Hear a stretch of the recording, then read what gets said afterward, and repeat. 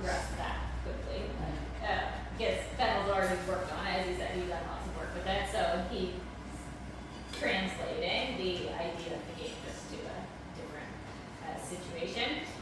But also he kind of finds the game more fun than the actual food. So when he figured out it was a game to do other things and he might get to chase the cookies, that was more fun than continuing to try and access the food. But different dogs will be different. So other dogs will be like, I want the food no matter what. So then you have to stay at the closer stage longer where you're there so you can prevent them from getting to it, and then just hold it up and ready. Right? Bingo. Bingo. He said, I'm over there and the food's over there. And that makes no sense. That makes no sense, right?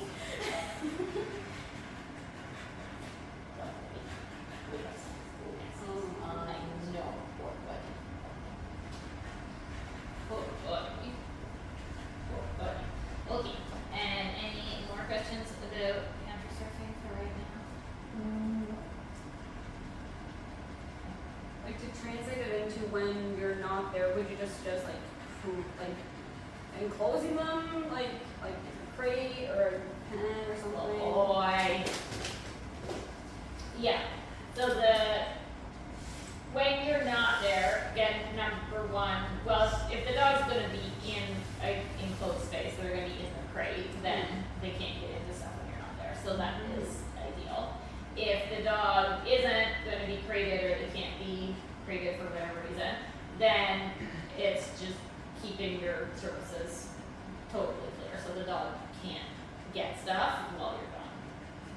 And if they can't get stuff,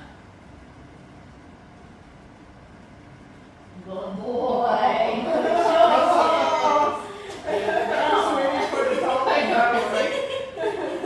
Take this opportunity. Yeah. Well, it's like I can have like the most delicious piece of like human food, leave it on my bed, and he'll be sitting there right beside it. I'll leave for like a few minutes and come back and he won't touch it. Like good stuff. With his treats though, like we have a little coffee table kind of like the height of the chairs. If I were to accidentally leave some of his stuff there, he'll eat that. Okay. But not my food. Well, at least he knows it's his. Yeah. That's good. Yeah. Yeah. Yeah, it's again dog dependent, but it depends how much of this training you do with them too. Like lots of different dogs can learn this, even if they're more crazy about the food. If they are more determined to get the food, some dogs will learn it when you're present only and not when you're not present. But then at least like if you have the type of dog, which some dogs do, they actually are trying to steal the food when you're actively holding the food or like chopping the food on the counter and they're trying to leap up and steal it. And then at least if they learn it when you're present, then at least they're not going to be that over the top about it. But if they are the type of dog who's not going to learn it for when they're left alone, then that's where we can't have anything left out that they might be able to access.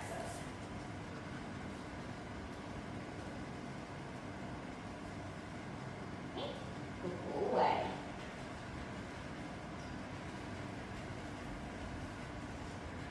I see you reaching for something. I know. You think I was rude? You didn't throw it. No, right? It's like, this is the game we were playing. You're supposed to toss the food. Yeah.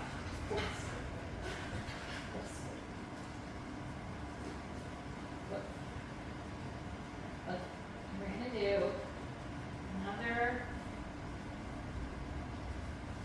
food thing. So resource guarding, when dogs guard food. Now, if they have really serious guarding, then they need to work on that very carefully and have guidance with that. But just one thing that's simple is some people have read or heard or wherever they've seen it, because it's old information that still floats around, is that when you get your dog as a new dog or puppy and they're eating their food, is you should mess around with their food as much as possible and stick your hands in the food and mess around with the dog while they're eating, and this is actually not a good idea. So if the dog does have any resource guarding, you are likely to cause an issue doing that. Because all your dog sees is that you are irritating them when they're trying to eat their food. And if you continue irritating them when they're trying to eat their food, then they're probably going to start guarding their food from you and become defensive. So if the dog doesn't have any kind of genetic predisposition to resource guarding, then nothing at all might happen. And this is where some people think, I did a good job by messing around with my dog when they were eating because the dog doesn't guard their food. But the actual fact is the dog just didn't have any tendency towards guarding, and so it didn't develop. But if we have a new dog or puppy and we're not sure if they might have guarding, then there is a really good thing you can do as a preventative. And if it is a puppy with mild guarding, like they're just a little bit worried when you come around their food, then this is also something that you can do. So I'm going to show you. I need a bowl. As a puppy, he had mild resource guarding, but in terms of like high value chews. Right. Not with his food so much. Yes. Okay. And that can happen sometimes is that the dogs might not guard their food, but they might guard higher value things. So someone gives the puppy a bully stick for the first time, and the puppy says, "This is the most delicious thing ever." He took it and like went under the table. I'm like, that's not great. It became a together activity where I would like sit on the ground and hold it so he could chew. And I just don't. I mean, lots of work first with like just dropping. Yes. Not exciting things like toys, stuff like that. Yeah. And like working on. Like, even if I say drop it, you can still get a bit. Yes. He's good now. That's it. I try not to bug him too much, but. Alright, so one thing, so if the dog is worried about us near the food bowl, then when we come near the food bowl, we always want to add more good stuff.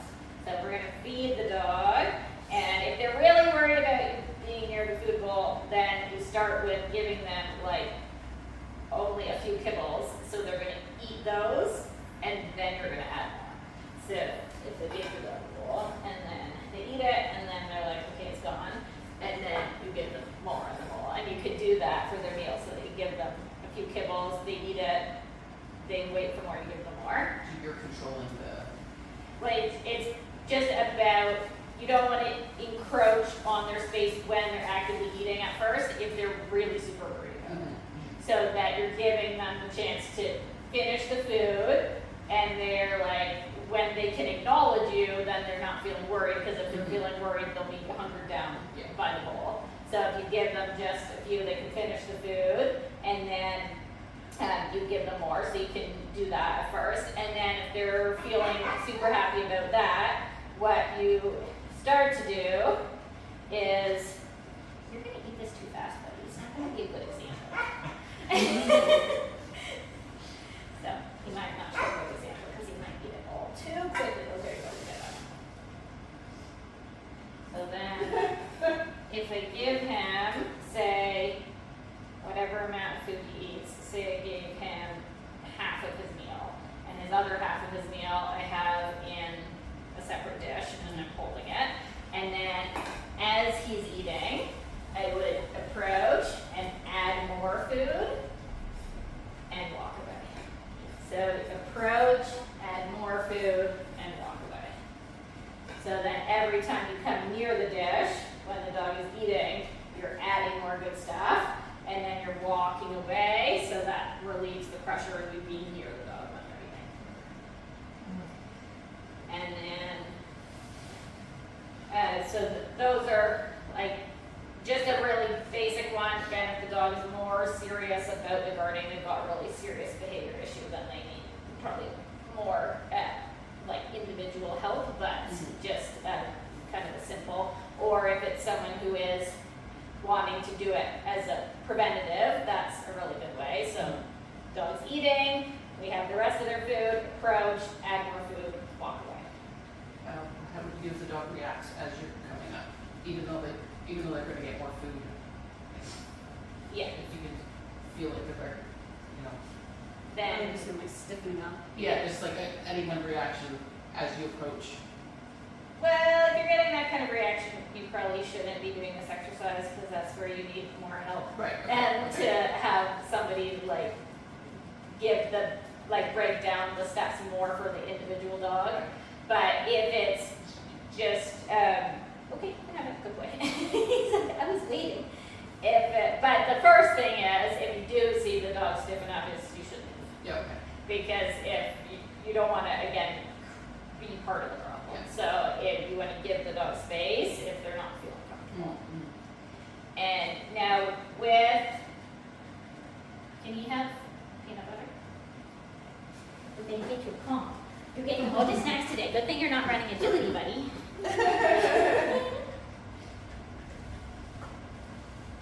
Oh, here. Sorry. You can have that. Apparently, peanut butter. Not well.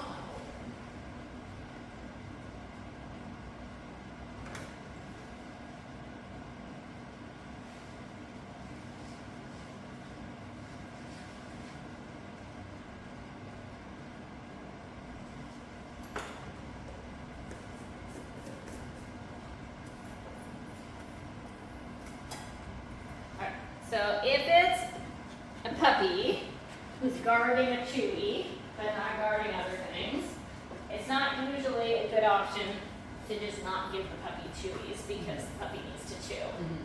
So the first thing is you give the puppy things to chew that you don't have to take away.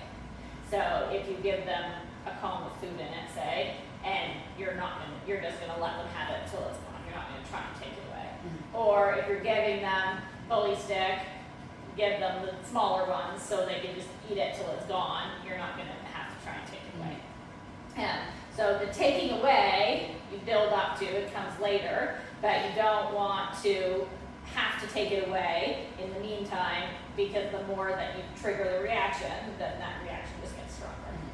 So when we've given the puppy a chewy, and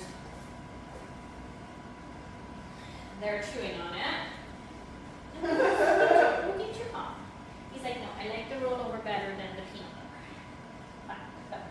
Have that in it.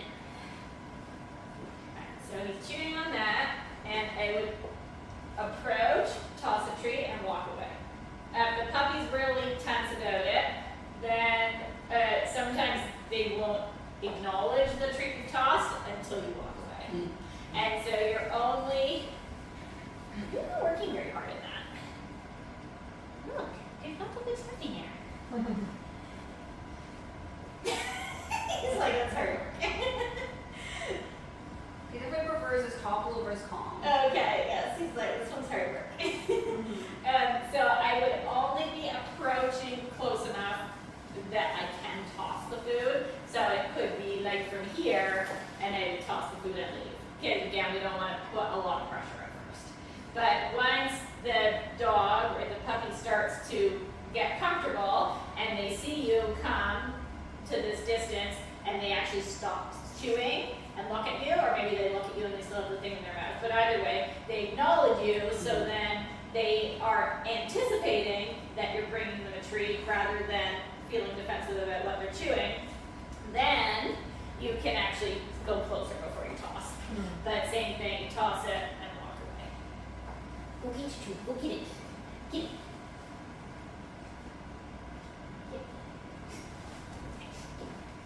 Yeah, good boy.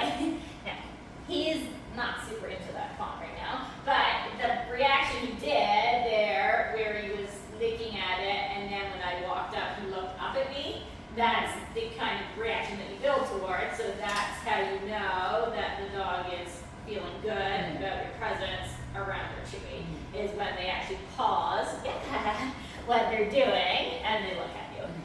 And so at first, it might be from back here, they're just looking to see, are you going to give me something? So then, yes, you toss them the treat. But when you get that reaction, then you know, okay, I'm going to go closer before I toss the treat. And then when you get that same reaction from your slightly closer distance, then you just gradually build it up. So you can get all the way to the dog, chewy, they're happy to have you give them the treat. And then once you get to that point, that they're not worried about you being right by them when they've got their chewy, then you can start to do, drop it, a trade where you ask them to give you the thing and you trade them for a treat, but then you give it right back. So it's still not, I'm gonna take it away forever. Yeah.